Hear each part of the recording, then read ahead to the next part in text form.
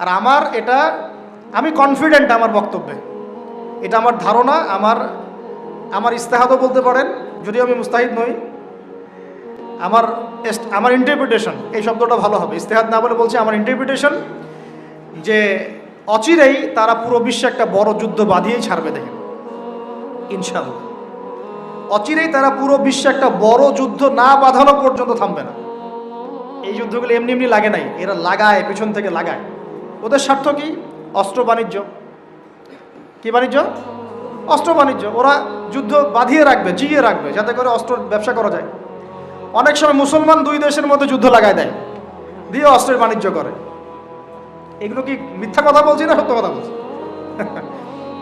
সরাসরি বলছি ভাই, কিছু করার নাই। এখন সরাসরি না বললে তো দেরি হয়ে যাবে। এখন জানা উচিত আপনাদের বিষয়গুলো। নবী সাল্লাল্লাহু আলাইহি ওয়াসাল্লাম নবী হয়েছেন 40 বছর বয়সে। জন্মগ্রহণের আগে বাবাকে হারিয়েছেন, তারপরে 6 বছর বয়সে মাকে হারিয়েছেন,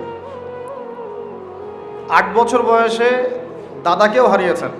বাবার নাম ছিল বাবা আব্দুল্লাহ, মায়ের নাম ছিল মা আমিনা, দাদার নাম ছিল দাদা আব্দুল মুত্তালিব। এরপরে তিনি মানুষ হয়েছেন চাচার পরিবারে, চাচার নাম ছিল আবু তালেব। 8 বছর বয়স থেকে নিয়ে বলা যায় 53 বছর পর্যন্ত চাচার গার্ডিয়ানশিপেই ছিলেন। সুবহানাল্লাহ। এই চাচা আবু তালেব নবী সাল্লাল্লাহু আলাইহি ওয়াসাল্লামের জন্যে এবং দিন ইসলামের জন্যে, কারণ তার ভাতিজার দিন তো তারই দিন, এমন কোনো ত্যাগ নাই যা স্বীকার করেন নাই। চাচা আবু তালেব নবী সাল্লাল্লাহু আলাইহি ওয়াসাল্লামকে যে সাপোর্টটা দিয়েছেন, এই সাপোর্টটা আমরা সবাই মিলেও এখনো দিতে পারি নাই। বিশ্বাস করেন? যে সাপোর্টটা নবী সাল্লাল্লাহু আলাইহি ওয়াসাল্লামকে চাচা আবু তালেব দিয়েছেন, এই সাপোর্ট আমরা সবাই মিলেও তাকে দিতে পারি নাই। চাচা আবু তালেব শেষ পর্যন্ত কালিমা পড়েন নাই। সাহাবীরা জিজ্ঞাসা করেছিলেন যে, ইয়া রাসূলুল্লাহ সাল্লাল্লাহু আলাইহি ওয়াসাল্লাম, আপনাকে এত সাপোর্ট দেওয়ার পরে চাচা আবু তালেবের কি কোনোই উপকার হবে না, লাভ হবে না? নবীজি বলেছেন সাল্লাল্লাহু আলাইহি ওয়াসাল্লাম, আমি না থাকলে আমার চাচাকে জাহান্নামের একদম অতল তলে রাখা হতো। আমার কারণে আল্লাহ রাব্বুল আলামিন তাকে জাহান্নামের উঁচু জায়গায় রাখবেন, জাহান্নামের উঁচু জায়গায় রাখবেন, যেখানে আগুন তার পায়ের গোড়ালি স্পর্শ করবে, এতেই তার মগজ টকবক করে ফুটতে থাকবে। আপনারা কি আমার বাংলা ভাষা বুঝতে পারছেন? এমন কোনো সাপোর্ট নাই চাচা দেন নাই। মক্কার প্রায় 13 বছর যখন দাওয়াতি কাজ করছেন নবী সাল্লাল্লাহু আলাইহি ওয়াসাল্লাম, মানুষ গালি দিচ্ছে, কেউ থুতু নিক্ষেপ করছে, কেউ নামাজরত অবস্থায় মাথার উপরে উটের নাড়ি ভুঁড়ি চাপিয়ে দিচ্ছে, কেউ বলছে এই ব্যক্তি জাদুকর, এই ব্যক্তি গণক, এই ব্যক্তি মিথ্যাবাদী, নাউজুবিল্লাহ, এই ব্যক্তি ফারিকুল জামাত বিভক্তকারী, এই ব্যক্তি মাজনুন, পাগল। তাকে আগলে রেখেছেন তার চাচা। মানুষ অর্থনৈতিক বয়কট করছে, চাচা আগলে রেখেছেন। 3 বছর সমাজ থেকে বহিষ্কার করা হয়েছে, গাছের ছালপাতা খেয়ে থেকেছেন বনু হাশিম, চাচা আগলে রেখেছেন। চাচা ছোটবেলা থেকে তাকে এত মহব্বত করেছেন, তার ছেলেদেরকে নিয়ে যখন খেতে বসতেন, আমাদের নবী সাল্লাল্লাহু আলাইহি ওয়াসাল্লাম একটু লাজুক ছিলেন, তিনি শোরগোল করতেন না, চুপচাপ খেতেন। চাচা আলাদা করে একটা খাবার রেডি করে তাকে আলাদা করে ডেকে খাওয়াতো, কারণ সবার সামনে হয়তো সে বলতে পারছে না, লজ্জা পাচ্ছে, শাই ফিল করছে, বাবা নাই মানুষের সংসারে, হয় না? এটা আপনারা হয়তো সবাই বুঝবেন না, আমরা বুঝি। যারা বাবা বা মা ছাড়া বড় হয়েছে অন্যের সংসারে, তারা এগুলো বুঝতে পারে। নবী সাল্লাল্লাহু আলাইহি ওয়াসাল্লাম এতিমদের প্রতি এত রহমদিল কেন ছিলেন? কারণ তিনি তো এতিম অবস্থায় বড় হয়েছে, তিনি তার কষ্টটা বুঝতেন। আমরা যদি এখানে যদি কেউ এতিম থাকেন, তিনি বুঝবেন এতিমের সাইকোলজি কেমন, তার চাহিদা কেমন, কষ্ট কেমন। চাচা আবু তালেব তাকে এত মহব্বত করেছেন, এত মহব্বত করেছেন, আমি ভাষায় প্রকাশ করতে পারব না। আর আমরা চাচা আবু তালেব সম্পর্কে অনেক সময় আলোচনা করি, কিন্তু তার চাচির কথা ভুলে যায়। তার চাচির নাম ছিল ফাতিমা। কি নাম ছিল? এই নামে তিনি তার মেয়ের নাম রেখেছেন। এই ফাতিমা, তার চাচি, নবী সাল্লাল্লাহু আলাইহি ওয়াসাল্লামকে আলাদা করে ডেকে খাওয়াতেন, মহব্বত করতেন। তিনি কিন্তু তার সন্তান না, অন্য কারো সন্তান। একজন মেয়ের পক্ষে অন্যের সন্তান মানুষ করা চারটাখানি কথা না। সতীনের সন্তানই সহ্য করতে পারে না, আর অন্য মানুষের সন্তান নিজের মতো করে মানুষ করা একটা মেয়ের পক্ষে এত সহজও না। তো এই কাজটা চাচি করেছেন। আমি একটা জায়গায় আসতে চাচ্ছি, এত কিছু করার পরেও, সমাজের মানুষের অত্যাচার, নির্যাতন সব থেকে ভাতিজাকে প্রোটেক্ট করার পরেও শেষমেশ তিনি কালিমা লা ইলাহা ইল্লাল্লাহ সাক্ষ্য দেন নাই। শেষ মুহূর্তে নবী সাল্লাল্লাহু আলাইহি ওয়াসাল্লাম বারবার বলছিলেন, হে চাচা, খালি কালিমা পড়েন, আমি আপনার জন্য আল্লাহর কাছে সুপারিশ করব। তিনি শেষ পর্যন্ত কালিমা পড়েন নাই। শেষমেশ তিনি বলেছেন যে না, আমি আব্দুল মুত্তালিবের ধর্মের উপরে থাকলাম। নাউজুবিল্লাহ। সারা জীবন সাপোর্ট দেওয়ার পরে কালিমা পড়ে মুসলিম না হওয়ার ফলশ্রুতিতে আল্লাহর নবীজি বলছেন, আল্লাহ পাক তাকে জাহান্নামের উঁচু স্থানে রাখবেন। আমরা যারা মুসলমান, মুসলিম পরিবারে জন্মগ্রহণ করেছি, আমরা বা আমাদের মধ্যে বেশিরভাগ মানুষ এখনও এই নিয়ামতের শুকরিয়া আদায় করতে পারি নাই যে আল্লাহ পাক আমাদেরকে মুসলমান পরিবারে জন্ম দিয়েছে, কালিমা পড়ার তৌফিক দিয়েছে। আমরা সহজে যা পেয়ে যাই তার মূল্য বুঝি না। আল্লাহ পাক যে আমাদেরকে, আল্লাহ পাক কি আমাকে জিজ্ঞাসা করেছিলেন যে আবু তাহাদনান, তোমাকে মুসলিম বানাবো না অমুসলিম বানাবো? আপনাকে কি আল্লাহ পাক জিজ্ঞাসা করেছেন, হে আব্দুল্লাহ, আব্দুর রহমান, তোমাকে মুসলিম বানাবো না অমুসলিম বানাবো? তুমি কি চাও? আল্লাহ পাক আমাদেরকে জিজ্ঞাসা করেন নাই। নিজ অনুগ্রহে আল্লাহ পাক আমাদেরকে মুসলিম পরিবারে জন্ম দিয়েছেন। তো সেই মুসলিম পরিবারের মানুষ এখন কালিমা লা ইলাহা ইল্লাল্লাহ এর সঠিক মর্মও জানে না, তাওহীদও জানে না, শিরকও চিনে না, ইমানের রোকনগুলোও বোঝে না, ইমানের মূলনীতিও বোঝে না, ইমান ভঙ্গের কারণও বোঝে না, কোনো কোনো ক্ষেত্রে ওযু গোসলের মাসলা মাসাইলও জানে না, নামাজ পড়ার ফরজ, ওয়াজিব, সুন্নাত, মুস্তাহাব বোঝে না, নামাজ পড়েও না। মাশাআল্লাহ, জুমার দিনে নামাজ পড়তে আসে অনেকেই, ঈদের দিনে প্রথম দেখা যায়, আর জানাজার নামাজে প্রথম দেখা যায়। আর দেখা যায় যারা এরকম নামাজ কালাম পড়ে না, তাদের জানাজা আবার ৩-৪ বার হয়। নামাজগুলো মনে বাকি শোধ করে পড়ে, রোজা রাখে না, যাকাত তো মাশাআল্লাহ প্রায় উঠে গেছে বললেই চলে সমাজ থেকে। বাংলাদেশের ধনিক শ্রেণীরা যদি যাকাত দিত, 10টা পদ্মা সেতু বানানো যায়। বিশ্বাস করতেছেন না? ধনীরা যদি সত্যি সত্যি যাকাত দিত, যাকাতের টাকা পদ্মা সেতুতে দেওয়া যাবে কিনা সেটাও একটা মাসালা আর কি। আমি একটা এক্সাম্পল দিলাম আর কি। যাকাতের টাকা তো ওইটা করা যাবে কিনা, এটা তো একটা মাসালা, তাই না?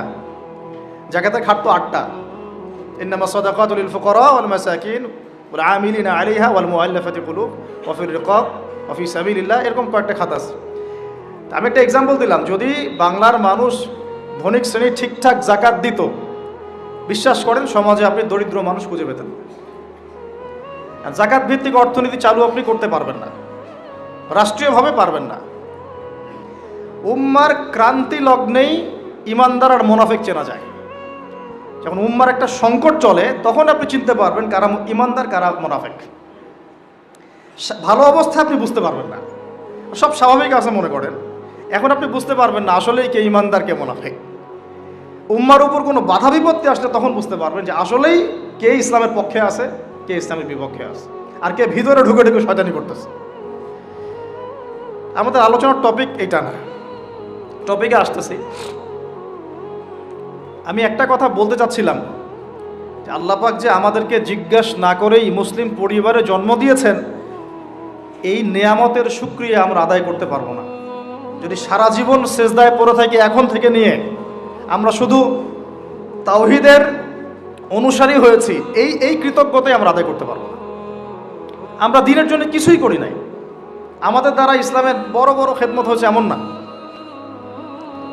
আবু তালেব একা যা করেছেন আমার মতো 100 জন আবু তালেব তা করতে পারে নাই, পারবে না। এটাই সত্য কথা। আবু তালেব কোন অবস্থায় করেছেন? যখন চতুর্দিক থেকে আল্লাহর নবীকে সবাই ছিছি করছে, গালিগালাজ করছে, হত্যার পর্যন্ত চেষ্টা করছে। পুরো সমাজ একদিকে, আবু তালেব একাই একদিকে। তার কাছে প্রস্তাব দেওয়া হয়েছে, তোমার ভাতিজাকে আমাদের হাতে তুলে দাও, তাহলে আমরা ব্যবস্থা নিব। সে বলছে, আমি আমার ভাতিজাকে তোমাদের হাতে তুলে দিব না যতদিন না আমার দেহ মাটির তলে না যাচ্ছে। হ্যাঁ, তিনি নবীজিকে গিয়ে বলছেন, তা আমার বৃদ্ধ কাঁধের উপর এত বোঝা দিও না ভাতিজা, আমার বয়স হয়ে গেছে, ওরা তোমাকে বলছে তুমি দাওয়াতটা ছেড়ে দাও। তো নবীজি বলছেন, আমার ডান হাতে যদি চাঁদ এনে দেওয়া হয়, বাম হাতে সূর্য এনে দেওয়া হয়, চাচা আমি এই দাওয়াত ছাড়তে পারবো না। হয় আমি এই পথে দাওয়াত দিতে দিতে আমার এই দিন বিজয়ী হবে, না হলে আমি হালাক হয়ে যাব। তখন কি হলো? তখন তিনি বললেন যে ওরা তোমার দিকে আসতে পারবে না দলে দলে, যতক্ষণ না আমি আবু তালেব দাফন হচ্ছি মাটির তলে। কথা বুঝতে পারছেন? এখন মূল কথাটা হচ্ছে, আমরা যারা মুসলিম পরিবারে জন্মগ্রহণ করেছি, এরপরেও আমরা তাওহীদের জ্ঞান অর্জন করছি না, শিরক থেকে দূরে থাকছি না, নামাজ পড়ছি না 5 ওয়াক্ত ফরজ নামাজ, যাকাত দিচ্ছি না, সওম রাখছি না, প্রোটেস্ট্যান্ট মুসলিম হয়েছি, Protestant version of Islam follow করছি, ইসলামের দাওয়াতের কাজ করছি না, দিনের বিজয়ের কোনো ফিকির করছি না। সত্যি কথা বলতে আমাদের দুনিয়াতে থাকার চেয়ে না থাকাই ভালো। আমরা এখন গরু ছাগল। বিশ্বাস করেন আমার কথা, আল্লাহ পাক এই শব্দই বলেছেন সূরা আরাফের সম্ভবত 189 নম্বর আয়াত, 189। ওয়ালাকাদ বা'দা আউযু বিল্লাহি মিনাশ শাইতানির রাজিম ওয়ালাকাদ যারা'না লিজাহান্নামা কাসীরাম মিনাল জিন্নি ওয়াল ইনস। আল্লাহ পাক বলছেন, আমি প্রচুর জিন আর মানুষকে দিয়ে জাহান্নাম পূর্ণ করব। বলি নাউযুবিল্লাহ। লাহুম কুলুবুন, কেন পূর্ণ করব? তাদের কি অপরাধ ছিল? কি অপরাধে করব? লাহুম কুলুবুন, তাদেরকে কলব দিয়েছিলাম, লা ইয়াফকাহুনা বিহা, বোঝার চেষ্টা করে নাই। ওয়ালাহুম আযানুন, কান দিয়েছিলাম, লা ইয়াসমাউনা বিহা, শোনে নাই। ওয়ালাহুম আ'য়ুনুন, চোখ দিয়েছিলাম, লা ইউবসিরুনা বিহা, চোখ দিয়ে দেখে নাই। কলব দিয়ে উপলব্ধি করে নাই, কান দিয়ে বলেন শোনে নাই, চোখ দিয়ে দেখে নাই। উলাইকা কাল আনআম, এরা ছিল আনআমের মতো। আনআম কি? আনআম মানে গবাদি পশু, ক্যাটেলস, গবাদি পশু। শুধু তাই না, বালহুম আদল, বরং এর চেয়েও নিকৃষ্ট ছিল। গবাদি পশুকে যে দায়িত্ব দেওয়া হয়েছে ও সেটা পালন করে। প্রত্যেক প্রাণীকে যে দায়িত্ব দেওয়া হয়েছে সেই দায়িত্ব তারা পালন করে, করে কি না? না হলে আমরা এত বড় বড় বড় প্রাণীর সাথে কিভাবে পেরে উঠতাম? একটা গরু নির্দ্বিধায় জীবনকে সঁপে দিচ্ছে, বিদ্রোহ করছে না, করছে? তো আল্লাহ পাক এই কথা বলছেন, উলাইকা কাল আনআম, তারা হচ্ছে গবাদি পশুর মতো। বালহুম আদাল, বরং তার চেয়েও নিকৃষ্ট। কারা? উপলব্ধি করে না, দেখে না, শোনে না। এখন আমাকে উত্তর দেন দেখি, আমাদের মধ্যে এখানে কোন ব্যক্তি আছেন যে চোখে দেখেন না, কানে শোনেন না, উপলব্ধি করেন না? আমরা সবাই চোখে দেখি। এই চোখে দেখি কি না? দেখতে পাচ্ছেন তো আপনি? কানে শুনতে পাচ্ছেন কি না? তাহলে আল্লাহ পাক কোন চোখের কথা বলছেন আর কোন কানের কথা বলছেন যেগুলো অন্ধ? বলেন। নিঃসন্দেহে অন্য একটা চোখ আছে, আরেকটা কান আছে, আরেকটা চোখ আছে, কান আছে, এটা কোথায়? কলবে। তাহলে আবু জেহেল আল্লাহর নবীকে চিনতে পারছে না, আবু বকর রাদিয়াল্লাহু আনহু চিনতে পারছেন, তাহলে দুজনের তো বাইরের চোখ একই। কোন চোখ তাহলে অন্ধ আবু জেহেলের, যে কারণে আবু জেহেল আল্লাহর নবীকে চিনতে পারল না? বলেন। এখন বলেন, মুসলমান পরিবারে জন্ম নেওয়ার পরে আমরা যারা নামাজ পড়ি না, যাকাত দেই না, রোজা রাখি না, সামর্থ্য হয়েছে হজ করি না, জুমার দিনে আসি, ঈদের দিনে আসি, হ্যাঁ, সৎ কাজে আদেশ করি না, অসৎ কাজে নিষেধ করি না, কোরআন তেলাওয়াত করা শিখি না, রাসূলের সুন্নাহ মাফিক জীবন গড়ি না, আর অর্থনীতি রাজনীতিতে গেলাম না, ওটা গেলামই না, বাদ, ওটা তো অনেক বড় স্কেল। তাহলে আমাদের কি চোখ আসলেই আছে, কান আসলেই আছে, কলব কি আসলেই জিন্দা, না সত্যিকার অর্থে আমরা গবাদি পশু হয়ে গেছি? আত্মপর্যালোচনা করতে হয় তো। আত্মপর্যালোচনা, মোরাকাবা মানে হচ্ছে আত্মপর্যালোচনা, নিজেদেরকে নিয়ে ভাবতে হবে তো। এখন আপনি আমাকে উত্তর দেন, যেই মুসলমান নামাজ পড়ে না, রোজা রাখে না, দাওয়াতের কোনো মেহনত নাই, দিন প্রতিষ্ঠার সংগ্রাম নাই, কোরআনও তেলাওয়াত করতে জানে না, আল্লাহর পথে সদকা করে না, তাওহীদের জ্ঞান নাই, শিরকের জ্ঞান নাই, সুন্নতের জ্ঞান নাই, বেদাতের জ্ঞান নাই, ঈমান ভঙ্গের কারণ জানে না, ওযু করার মাসালাও জানে না। তো এই মুসলমান সারা বিশ্বে মার খাবে না তো কারা খাবে? আমাকে বলেন, উত্তর দেন। আমার জানা নাই, আমি এগুলো বুঝি না, বুঝতে আসছি। আমি অনেক কিছুই বুঝি না, যে আমার বুঝের সাথে অনেক কিছুই মিলে না। আমার বুঝ এইটা যে মার খাবো না তো খাবে কারা, এটা আমার বুঝ। এখনো যে আমরা বসে আছি এখানে খাই নাই, সেটাই তো আল্লাহ পাকের রহমত। অনেক আগেই তো আল্লাহর গজব আসা উচিত ছিল। নামাজ তো আগেই ছেড়ে দিছো তুমি, যাকাত দাও না, রোজা রাখো না, রাসূলের সুন্নাতের কোনো খবরই নাই, প্রতিদিন ক্লিন শেভ করতেছো তুমি, আল্লাহ রাসূলের সুন্নাতকে জবাই করতেছো, প্রতিদিন করতেছো, পর্ন দেখতেছো, বাইকে করে মেয়ে নিয়ে ঘুরতেছো, ইউনিভার্সিটিতে গোল হয়ে বসে আসো মেয়েদের সাথে, অ্যাভেলেবল তো এগুলো হচ্ছে, অ্যাভেলেবল। মেয়েরা জেনা করতেছে, বহু ছেলে পেলে এখন বিয়ে তো কঠিন, এই জন্য এই পথটা বেছে নেয়, এই পথটা সহজ। 5 দিন 7 দিন একটা মেয়ে কিনে ঘুরলে দেখা যায় যে ওই বিছানায় চলে যাওয়া যায়। এখন তো এই যুগ চলতেছে। আগেকার সেই যুগ নাই তো, যে চিঠি দিয়ে প্রেম করে, লম্বা প্রেম হয়, পরে বিয়ে হয়। এখন সব দৈহিক সম্পর্ক, 1 মাস একজনের পিছনে, ওটা হয়ে গেছে পরের মাসে আরেকটার পিছনে। ইউনিভার্সিটিতে জেনা আর জেনা, জেনা আর জেনা, এমনকি চাকরি ক্ষেত্রেও ফ্রি মিক্সিং, অফিস আদালত, কোর্ট কাচারি, রাজনৈতিক মিছিলে পর্যন্ত ছেলে মেয়ে একসাথে সামনাসামনি, সব জায়গায়। এগুলো অধিকার। এই ফ্রি মিক্সিংয়ের কারণে কি হয়েছে, আমরা জেনাটাকে উন্মুক্ত করে ফেলেছি। এখন আপনি বলেন, যে আমাকে বুঝান, যে এইরকম অবস্থায় মুসলমানদের উপরে যদি বিপর্যয় না আসে, কোন সময় আসবে? আসে নাই, আল্লাহ পাকের খাস রহমত। হয়তো আল্লাহ পাক এখন পর্যন্ত সুযোগ দিয়ে রেখেছে। উপলব্ধি যে সবাই করে না এমনও না, বহু মানুষ উপলব্ধি করে, কিন্তু তাদের সংখ্যা নিতান্তই কম। আর তাদের মধ্যে আবার বিভক্তি আছে, অনৈক্য আছে, আপোষে হিংসা বিদ্বেষ পরশ্রীঘাতরতা আছে। তারা আবার ইউনাইটেড না। তো বদরগঞ্জবাসীর জানা উচিত যে বদরের যুদ্ধ হয়েছে 2য় হিজরিতে। কত হিজরি? 2য় হিজরিতে। আল্লাহ নবী সাল্লাল্লাহু আলাইহি ওয়াসাল্লাম এই চাচার সংসারে মানুষ হয়েছেন প্রায় 53 বছর পর্যন্ত। এই চাচাই তাকে বিয়ে দিয়েছেন 25 বছর বয়সে। তার আগে চাচার ব্যবসা তিনি সামলেছেন। ওই ব্যবসার এক কাফেলা খাদিজা রাদিয়াল্লাহু আনহার অর্থ ছিল। এই ব্যবসা দিয়ে তাকে টেস্ট করলেন, দেখলেন আমানতদার, সুদর্শন, মাশাআল্লাহ উন্নত চরিত্রের মানুষ, উন্নত রুচিবোধের মানুষ, আল আমিন, বিশ্বস্ত। বিয়ের প্রস্তাব পাঠালেন, চাচা বিয়ে দিয়ে দিলেন। কার সাথে? খাদিজা রাদিয়াল্লাহু আনহার সাথে। তখন তার বয়স কত ছিল? 25। তার বয়স কত? 40। আর আমাকে এই সেকুলার সমাজকে আমরা বলতে চাই, আমি বলতে চাই, অ্যাটলিস্ট মনে করেন কথার কথা যে আমার স্ত্রীর বয়স 40, আমার বয়স 25। এখন আমরা একে অপরকে মহব্বত করি, ভালোবাসি, আমরা সংসার জীবনে হ্যাপি, সুখী, এবং আমাদের সন্তান সন্ততিও হচ্ছে। এমন না যে আমরা মেডিকেল সায়েন্সের ভাষায় এই দিকে আমরা অক্ষম। মহব্বত আছে, দুজনকে পেয়ে সুখী, একে অপরকে ভালোবাসি, সন্তান হচ্ছে। আপনার কোনো সমস্যা? আমি আমার এই ম্যারিড লাইফে আমরা হ্যাপি, আপনার কোনো সমস্যা? আমার স্ত্রীর বয়স 40, আমার বয়স 25। মনে করেন আমার বয়স এখন 32-33 হবে আর কি, সূর্যের হিসেবে। কিন্তু বয়স কিন্তু ফিক্স হয় চন্দ্রের হিসাবে, আমরা সূর্য হিসাব করি। এখন ধরেন আমি একটা বিয়ে করলাম, ধরেন তো স্ত্রীর বয়স মনে করেন 16 বছর। কত? মনে করেন 16 বছর। 16 বছর একটা মেয়ের কি হায়েজ হয়? হায়েজ বোঝেন?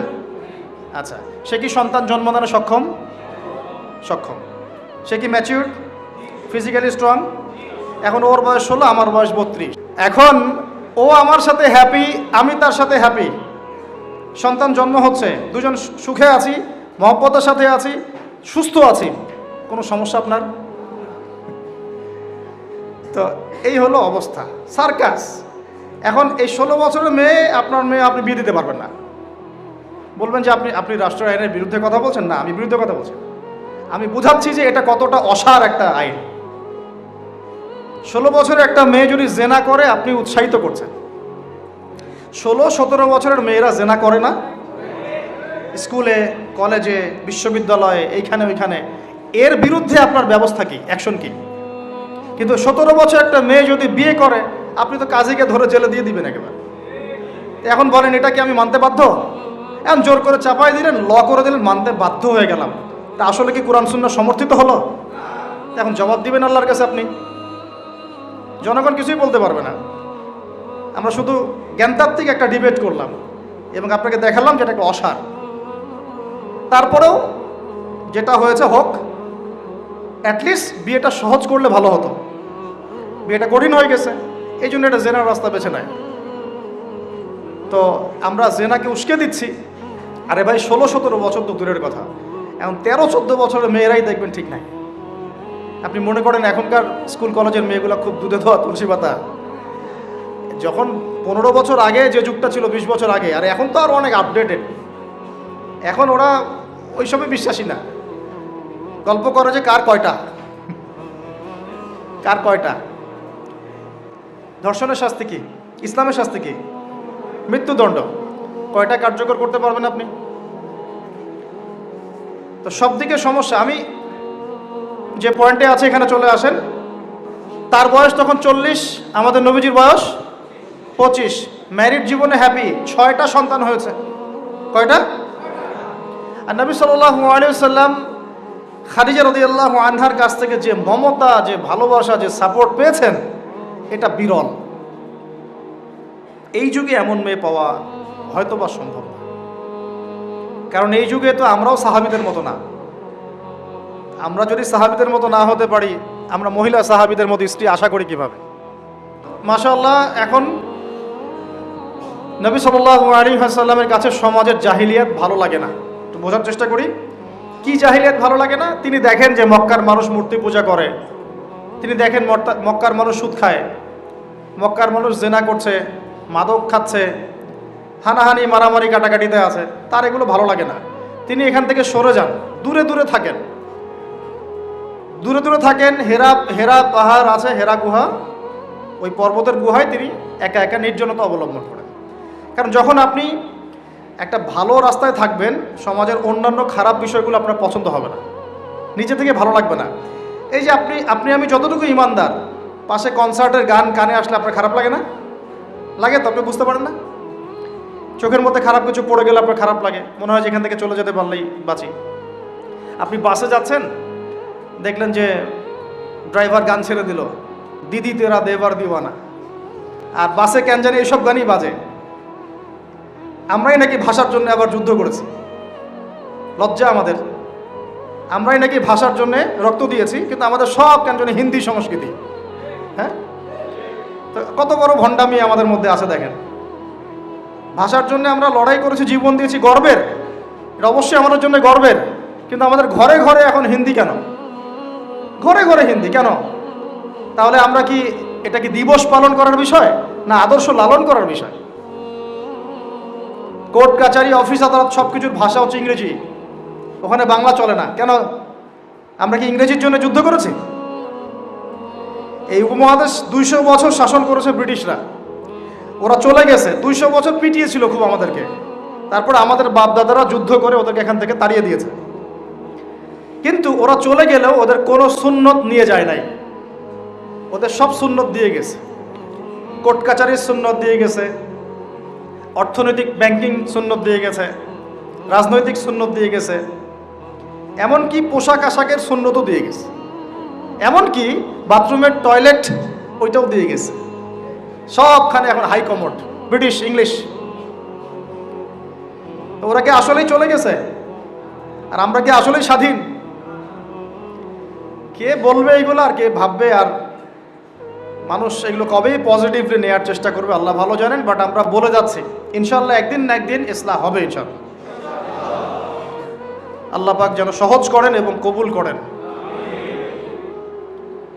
এখন কথা হচ্ছে যে তিনি দেখেন আরবের লোকজন সুদ খায়, মদ খায়, জেনা করে ইত্যাদিতে তিনি একা একা থাকা শুরু করলেন। একা থাকতে থাকতে ওই সময় তিনি যেভাবে ইবাদত করতে পারতেন সেভাবে ইবাদত করেছেন। কারণ আগেও ইবাদতের কিছু সিস্টেম ছিল, কারণ আরবের মানুষরা দাবি করত তারা হচ্ছে মিল্লাতে ইব্রাহিমের উপর আছে, বিকৃত, কিন্তু ওরা মনে করতো আমরা ইব্রাহিমের ধর্মের উপরেই আছি। এখন 40 বছর বয়সে নবী সাল্লাল্লাহু আলাইহি ওয়াসাল্লামের কাছে প্রথম ওহীটা চলে আসলো। প্রথম ওহী কি ছিল ভাই? কোন সূরা? সূরা আলাকের কত নম্বর আয়াত? প্রথম আয়াতটা, প্রথম ওহীটা কি সংক্রান্ত ছিল? নামাজ পড়ো, রোজা রাখো, হজ করো, যাকাত দাও, মূর্তি পূজা করো না। কি বলেছেন আল্লাহ পাক? ইকরা বিসমি রাব্বিকাল্লাযী খালাক। হে নবী, কথাটা বুঝুন, হে নবী মুহাম্মদ সাল্লাল্লাহু আলাইহি ওয়াসাল্লাম, আপনি যেগুলো দেখে ব্যথিত, যে সমাজটার এই যে জাহেলিয়াত আপনি দূর করতে চান, যাদেরকে নিয়ে আপনি চিন্তাগ্রস্ত, আপনার কাছে ভালো লাগে না এই জাহিলিয়াতগুলো, এগুলোকে দূর করতে হলে আগে পড়াশোনা করতে হবে, জ্ঞান লাগবে। আগে কি লাগবে? ওই জায়গায় মুসলমানরা পিছিয়ে পড়ার কারণে আজকে এই অবস্থা হয়েছে। দুজনের বুঝে আসছে, দুজন ঠিক বলছে। ওই ইকরা বিসমি রাব্বিকাল্লাযী খালাক, এই পড়াশোনা থেকে আমরা পিছিয়ে পড়েছি বলেই আমাদের আজকে এই অবস্থা হচ্ছে। বলছেন, এখন বলবেন যে আমরা তো পড়াশোনা করছি, সাক্ষরতার হার তো আমাদের 80, 67, 77 এরকম আর কি। তো সত্যিই কি পড়ছি? ইকরা বিসমি রাব্বিকাল্লাযী খালাক অর্থ হচ্ছে পড়ুন আপনার রবের নামে, যিনি আপনাকে, যেই জ্ঞান আপনাকে আপনার স্রষ্টার দিকে নিয়ে যাবে সেটাই তো জ্ঞান। আর এখনকার আমাদের জ্ঞানগুলো কি সত্যি আমাদেরকে আল্লাহর দিকে নিয়ে যাচ্ছে নাকি আল্লাহ থেকে দূরে সরাচ্ছে? তাহলে বোঝেন। এখন আপনি যদি বলেন যে তাহলে কি আপনি শুধু মাদ্রাসা শিক্ষাকেই সমর্থন করছেন, জেনারেল শিক্ষা সমর্থন করছেন না, আমি বলবো না। আমি নিজেও জেনারেল শিক্ষিত একজন মানুষ, আমরা অনার্স মাস্টার্স করেছি এবং আমরা কখনো সেকেন্ড হইনি আলহামদুলিল্লাহ, কয়েকবার ছাড়া। তো আমরাও জানি ব্যাপারগুলো কি।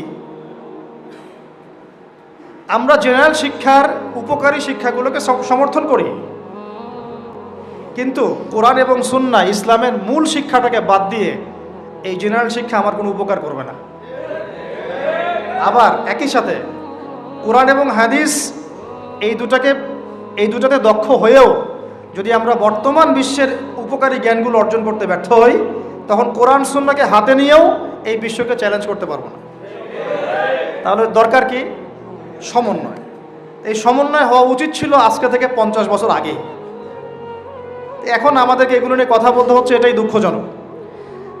যেখানে শিক্ষা প্রতিষ্ঠান আছে, রাষ্ট্রীয় নিয়ন্ত্রণাধীন প্রতিষ্ঠানে হয়তো আপনি ইন্টারফেয়ার করতে পারবেন না, কিন্তু ব্যক্তিগত উদ্যোগে যত শিক্ষা প্রতিষ্ঠান আছে এগুলোতে ইসলামিক শিক্ষা এবং জেনারেল শিক্ষা দুটাকে সমন্বয় করার চেষ্টা করেন।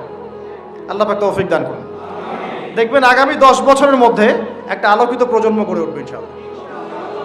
আমার ছেলে বাংলা, ইংরেজি, অঙ্ক সব শিখবে, এদিকে হাফেজে কোরআন হবে, আরবি ভাষা শিখবে, আরবি ব্যাকরণ শিখবে, হাদিসের ইবারত পড়ার যোগ্যতা অর্জন করবে, মোতাআলা করবে। মাশাআল্লাহ, একদিন দেখা যাবে সে কোরআন সুন্নাহর জ্ঞানেও দক্ষ হয়েছে, এদিকে সে ডক্টর হয়েছে, মাশাআল্লাহ, সে ইঞ্জিনিয়ার হয়েছে, পাইলট হয়েছে, সেনাবাহিনীর মেজর কর্নেল হয়েছে। সম্ভব না? অনেক ডক্টর দেখবেন যে 50 বছর বয়স হওয়ার পরে ইসলামের দিকে এসে চর্চা করা শুরু করে, তারপরে দিনের দিকে হেদায়েত হয়ে দিনের উপকারে কাজ করছে। অনেক ইঞ্জিনিয়ার সাহেব এই কাজ করছেন, অনেক আর্মি অফিসার, র্যাবের, পুলিশের, বিজিবি, তারা দেখবেন যখন রিটায়ার্ড করে বা যখন মানে সিনিয়র হয় তখন গিয়ে চর্চা করা শুরু করে, এবং তখন তারা আবার দিনের জন্য অনেক কিছু করতেও চায়, করেও, অনেকে করে না। তারা কি অমুসলিম নাকি? তারা তো আমাদেরই ভাই, আমাদের ভাই না? শোনেন, যদি বাংলাদেশ রাষ্ট্রীয়ভাবে কখনো জিহাদে যায় কুফফারদের বিরুদ্ধে, তাহলে আমরা যাব না তারা যাবে? যাবে তো তারাই। জি, আপনি যাবেন না, যাবে তো তারাই। আপনার আমার কি প্রশিক্ষণ আছে? তখন কিন্তু ওই 2000-এর মধ্যে আপনি থাকবেন না, থাকবে ওই আর্মি অফিসারই, ওই বিজিবি, ওই র্যাব, ওই পুলিশ, ওই ভাইরাই থাকবে। তারা আমাদের ভাই না? তাদেরকে মেসেজটা পৌঁছাতে হবে যে আপনারা পরিপূর্ণ ইসলামের সামনে আত্মসমর্পণ করেন। ইনশাআল্লাহ আল্লাহ পাক দুনিয়াতেও সুখী করবেন, পরকালেও সুখী করবেন। আমরা দোয়া করব, দোয়া। আপনারা কখনো একটা রাষ্ট্রের মধ্যে জাতিগত বিভাজনে যাবেন না। জাতিগত বিভাজনটা খুব খারাপ, এতে করে রাষ্ট্রের অভ্যন্তরীণ যে স্থিতিশীলতা নষ্ট হয়ে যায়। আমরা আলহামদুলিল্লাহ ইসলামকে তো ভালোবাসি, মহব্বত করি, পারি না পারি আমাদের মন তো ব্যথিত হয় না? এটা আল্লাহ পাক দেখছেন ইনশাআল্লাহ। আল্লাহ পাক ওই অনুযায়ী আমাদেরকে প্রতিদান দিবে ইনশাআল্লাহ। তবে চেষ্টা আরও বাড়াতে হবে। এই চেষ্টা বাড়ানোর কথা বলতে এখানে আসছি। আল্লাহ নবীর মন খারাপ, তখন ওহী এসেছে। ওহী প্রাপ্ত হওয়ার পরে নবী সাল্লাল্লাহু আলাইহি ওয়াসাল্লাম একটু ভীত, একটু সন্তুষ্ট। তখন খাশিতু আলা নাফসি। বাংলাদেশে যত সিরাতের বই আছে না, তার 80% সিরাতের বই আপনি পাবেন। ওই সময় নবী সাল্লাল্লাহু আলাইহি ওয়াসাল্লাম এতটা ভীত সন্তুষ্ট হয়ে গিয়েছিলেন, কয়েকবার তিনি চিন্তা করেছেন যে আমি পাহাড়ের উপর উঠে নিজেকে শেষ করে ফেলবো। এটা নিয়ে তো বিশাল ইস্যু সৃষ্টি করে ফেলছে বাংলাদেশে।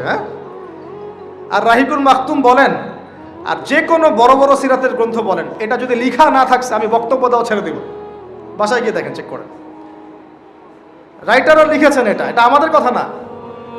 কয়েকবার তিনি পাহাড়ের উপর উঠে চিন্তা করেছেন যে আমি যা দেখলাম, ফেরেশতা এসেছে আমাকে জড়িয়ে ধরেছে, আমাকে বলছে পড়ুন, আসলে ব্যাপারটা কি, আমি কি মানে সঠিক আছি না ভুল হচ্ছে।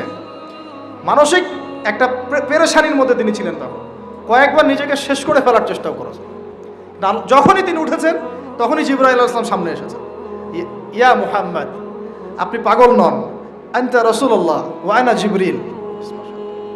হে মুহাম্মদ, আপনি পাগল নন, আপনি হচ্ছেন আল্লাহর মনোনীত রাসূল আর আমি জিবরাইল।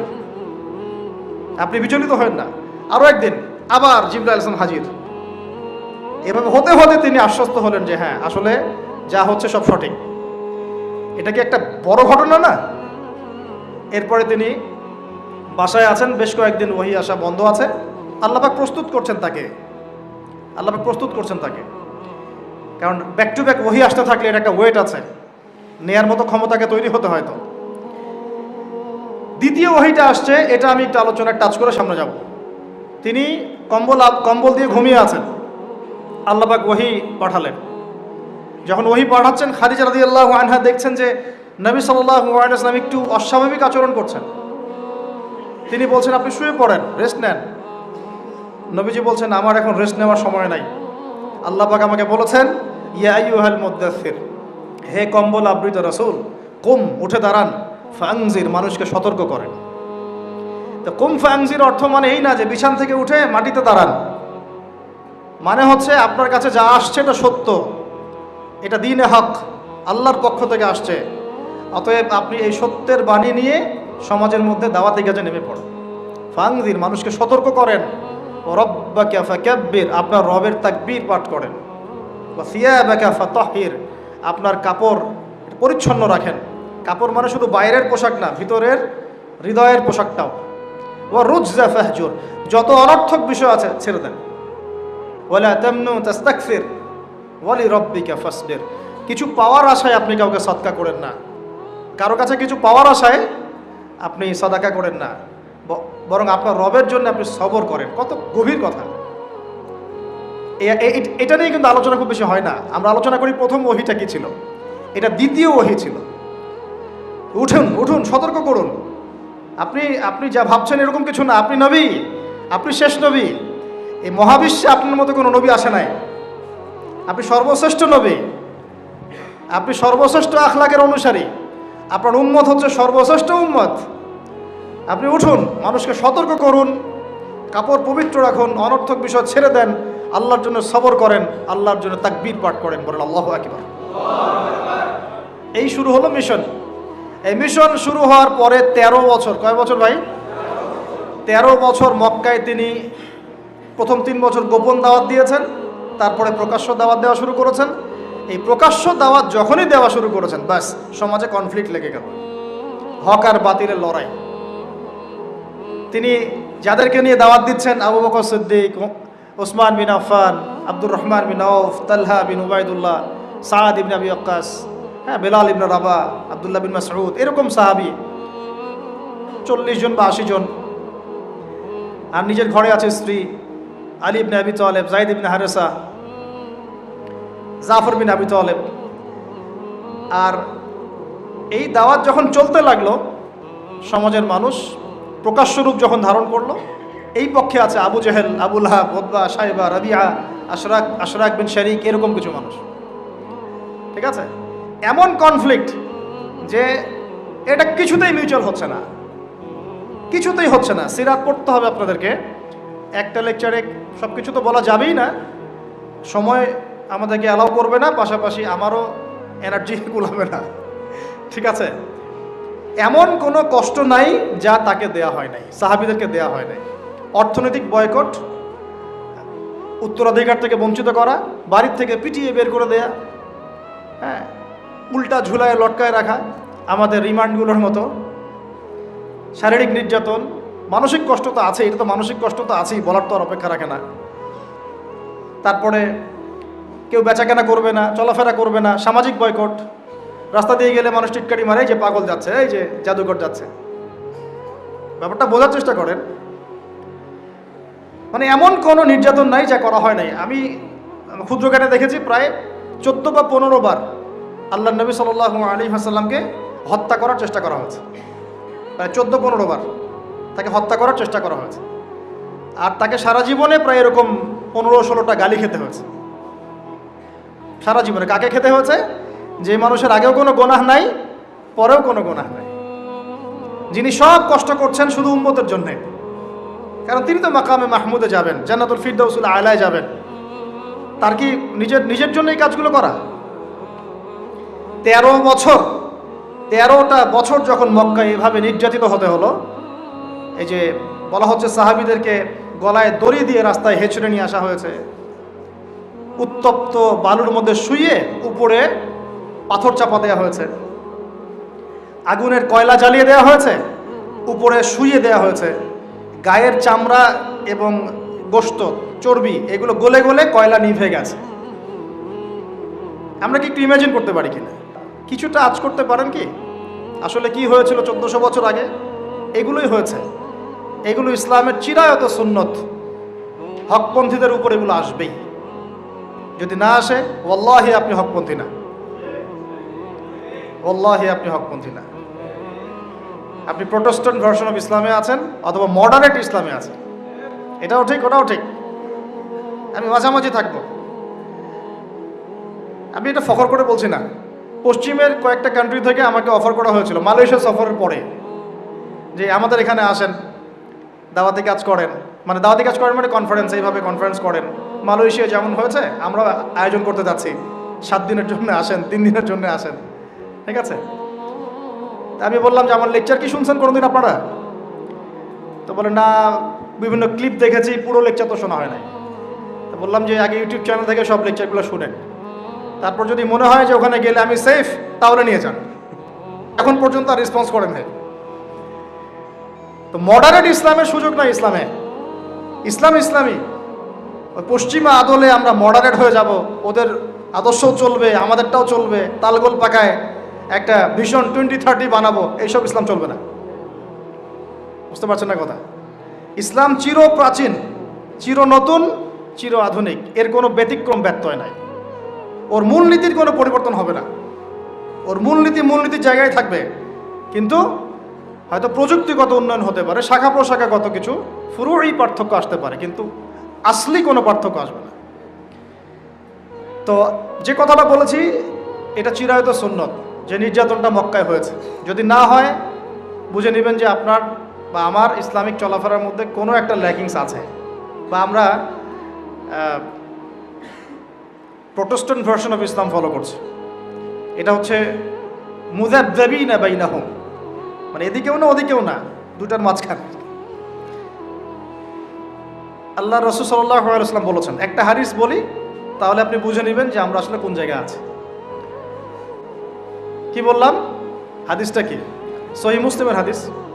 রাসূলুল্লাহ সাল্লাল্লাহু আলাইহি ওয়াসাল্লাম বলেছেন, ক্বালা নবী সাল্লাল্লাহু আলাইহি ওয়াসাল্লাম, মান রাআ মিনকুম মুনকারান, তোমাদের মধ্যে যে কেউ যদি কোনো অন্যায় গর্হিত কাজ দেখে, ফালইউগাইয়ির বিয়াদিহি, সে যেন তার হাত দিয়ে এটাকে প্রতিহত করে। বলেন এই লেভেলে আমরা কয়জন আছি? 0.00001%। মান রাআ মিনকুম মুনকারান ফালইউগাইয়ির, সে যেন পরিবর্তন করে। এমন না যে সামর্থ্য হলে পরিবর্তন কইরো, মানে যাদের হাত দিয়ে প্রতিহত করার ক্ষমতা আছে তারা যেন অবশ্যই হাত দিয়ে প্রতিহত করে। এখানে ধরেন একটা জেনা হচ্ছে নাউজুবিল্লাহ, বা একটা নোংরামি হচ্ছে, ফাহেসা কোনো কাজ হচ্ছে, এখানে যিনি সর্বোচ্চ দায়িত্বশীল তিনিও এখন গিয়ে কিছু বলার অধিকার রাখেন না। বলতে গেলে তিনি 10 বার চিন্তা করেন যে বললে কি হইতে পারে, তাই না? বিষয়টা বাজারের মধ্যে ধরেন সুদের একটা জুয়া হচ্ছে, জুয়া, কেউ কিছু বলতে পারে না। মসজিদ এখানে ধরেন পাশের বাসায় বিয়ের অনুষ্ঠান হচ্ছে, আর বিয়ে মানেই তো জেনা দিয়ে শুরু হলো, ধুমধারাক্কা গান বাজতেছে, আর ঢাকা শহরে বিশ্বাস করেন না এই অত্যাচারে থাকা যায় না। মানে একটা ফ্ল্যাট ধরেন 14 তলা বা 10 তলা, তো এই 10 তলার মধ্যে 5 তলার সদস্যের বিয়ে, ও ছাদটা হায়ার করে নিয়ে এমন জোরে ধুমধারাক্কা মিউজিক শুরু করবে যে পুরো এলাকার প্রত্যেকটা ঘরে ঘরে যেন সাউন্ড আছে, মানে ওর উপর যেন ওয়াজিব করা হয়েছে সবার কানে গান বাজনা পৌঁছায় দিই। কিন্তু কিছু করার নাই, আপনি বলতে যান উল্টা আপনার উপর চড়া হবে, হুজুর আসছে বেশি বেশি পণ্ডিত, আমরা আর মুসলমান না, আমরা আর ইসলাম ফলো করি না, বলতে আসছে। আপনি বাসায় যান, নিজের ঘর ঠিক করেন, বলবেন। তো হাদিসের এই শব্দের বাক্যের আওতায় আমরা আছি কিনা একটু ভাবেন। ওয়ামান লাম ইয়াস্তাতি, যদি এভাবে কেউ প্রতিহত করতে না পারে, দ্বিতীয় সেন্টেন্স হাদিসের, ফালইয়ুগাইয়ির বিলিসানিহি, সে যেন তার জবান দিয়ে প্রতিহত করে। আজকে জবান দিয়েও কি মানুষ প্রতিহত করছে? এরপরেও কিছু মানুষ মাজলুম ভাইদের বিপক্ষে অবস্থান নিয়ে ফতোয়াবাজি শুরু করেছে বাংলাদেশে। আমি বলেছি আপনারা মুনাফিক তখনই চিনতে পারবেন যখন উম্মাহ একটা সংকটময় অবস্থায় থাকবে, তার আগে চিনতে পারবেন। এরাই কয়দিন আগে আমাদেরকে খারেজি বলতো, সুবহানাল্লাহ। এখন এই মুনাফিকি মানহাজটাকে বলা হচ্ছে সহি মানহাজ, আর যারা মুজাহিদ, যারা হকের পক্ষে, তাদেরকে বলা হচ্ছে এরা খারেজি, এদের আকীদা ঠিক নাই, এরা সন্ত্রাসী, এরা অমুক, এরা তমুক। আল্লাহ পাকের কাছে এদেরকে কঠিন জবাব দিতে হবে ইনশাআল্লাহ। এটা আপনারা মনে রাখেন, কিয়ামতের মাঠে দেখে নিয়েন, কিয়ামতের মাঠে দেখে নিয়েন, জাহান্নাম উদ্বোধন হবে এক শ্রেণীর আলেম দিয়ে। জাহান্নাম কিন্তু উদ্বোধন হবে। এই হাদিসটা জানেন না আপনারা, ওলামায়ে কেরাম? আপনারা তো আমার চেয়ে অনেক ভালো জানেন। প্রথমে একজন শহীদ, কি করছো? জীবন দিয়ে দিছি, শহীদ হয়ে গেছি। ভুল, কাযিব, মিথ্যা কথা বলছো। এই জন্য শহীদ হয়েছিলে যাতে মানুষ তোমাকে বড় বীর বলে, আমার জন্য তুমি জীবন দাও নাই, যাও জাহান্নামে যাও। আরেকজন, কি করেছো? অনেক দান করেছি, মানুষ দানবীর বলে। আল্লাহ বলছেন যে মিথ্যা বলছো, মানুষ যেন দানবীর বলে এই জন্য দান করেছে। দান করার সময় সতর্ক থাকেন, লোক দেখায় দান করেন না, আগে তো দানটা বেশি করেন আপনারা। তা আমরা এই সুযোগটা নিব, অবশ্য আমরা বেশি বেশি দান নিব এখন তাদের কাছ থেকে, ঠিক আছে? তাদেরকে ইনভাইট করবো আর দান বেশি করে নিব। ভুলেও না, এই কাজ ভুলেও করবেন না। রিক্সাওয়ালা ভাইয়ের কাছ থেকে সৎকা নিবেন 10 টাকা। মুচি ভাই, তরকারিওয়ালা, ভ্যান চালক, এদের কাছ থেকে হালাল টাকা থেকে টাকা নিন। ওই ব্যারাট মসজিদ থেকে দিন প্রচার হবে, আর হারাম টাকার এসি মসজিদ থেকে দিনের কোনো প্রচার হবে না। বাংলাদেশে এসি মসজিদের অভাব নাকি? আমার কথা রাগ করতেছেন নাকি? বাংলাদেশে এমন অনেক মসজিদ আছে কোটি কোটি টাকার প্রজেক্ট, ঠিক শেষ জামানার হাদিসের মতো। নবীজি বলেছেন শেষ জামানায় কিছু মসজিদ হবে চাকচিক্যময়, একদম গর্জিয়াস, হেদায়েত উঠে যাবে। পরের লাইন হচ্ছে হেদায়েত উঠে যাবে, ওঠে নাই? নামাজ শেষ, মসজিদ বন্ধ। মসজিদে খাদেমদের মাঝে মাঝে অস্থিরতা দেখলে মনে হয় যে বাসায় গিয়ে সুন্নতটা পড়ি, এখানে পড়ার দরকার নেই, বিরক্ত হচ্ছে মনে হয়। নামাজ শেষ হওয়ার পর তাড়াতাড়ি এসি বন্ধ করতেছে, লাইট অফ করতেছে, ফ্যান অফ করতেছে। ভাই তাড়াতাড়ি যান, বিল উঠতেছে। আল্লাহ আমাদেরকে বোঝার তৌফিক দান করুন। তো উম্মার ক্রান্তি লগ্নেই আপনি এগুলো চিনতে পারবেন, তাছাড়া পারবেন না। আল্লাহ নবী বলছেন, যদি তোমরা হাত দিয়ে প্রতিহত করতে না পারো, যেটা সামর্থ্য আপনার নাই, মুখ দিয়ে যেন প্রতিবাদ করে। এখন এই জায়গায় আমাদের ইমান দিকে আছে না নাই? এইসব ইস্যুতে যাদের লিখার ক্ষমতা আছে তাদের উপর লিখা ওয়াজিব, যাদের বলার ক্ষমতা আছে তাদের উপর বলা ওয়াজিব, যাদের আরো বড় কোনো সহায়তা পাঠানোর সুযোগ আছে না, এটা পাঠানো তাদের জন্য ওয়াজিব। যাদের রাষ্ট্রীয়ভাবে কিছু করার ক্ষমতা আছে ওইটা করা তার উপর ওয়াজিব।